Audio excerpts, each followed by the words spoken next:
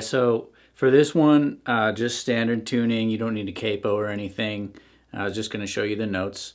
So you're just going to start with sort of a little riff on the B string. So your middle finger is going to set down on the 4th fret of the B. So you're going to pluck that, then you're going to pluck index finger 3rd fret of the B. Then you're going to go to 5th fret of the G. And then you repeat that. So you do it twice. All right.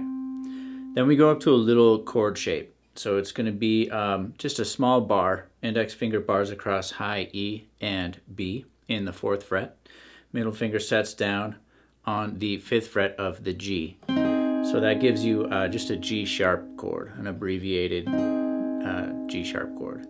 But what you're going to do is you're going to start by plucking the high E string first, then the B, then the G, then back to the B. So you got... Now the way I was counting this was you're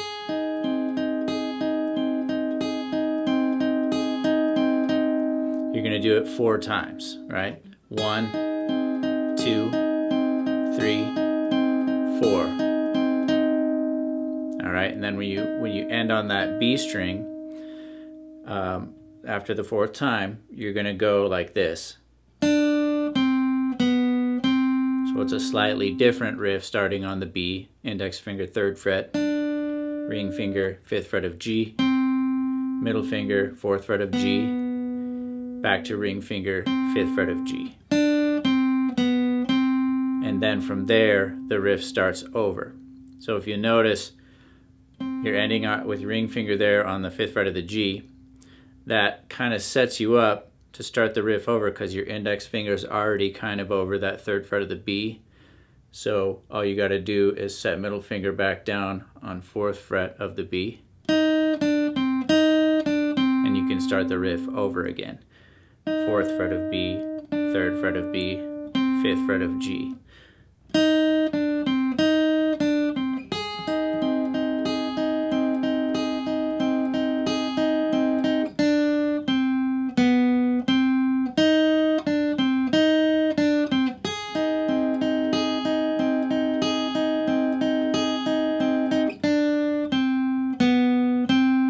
Alright, so hopefully that helps you get a good start on this song. Go ahead, hit the like and subscribe, and I'll see you on the next video.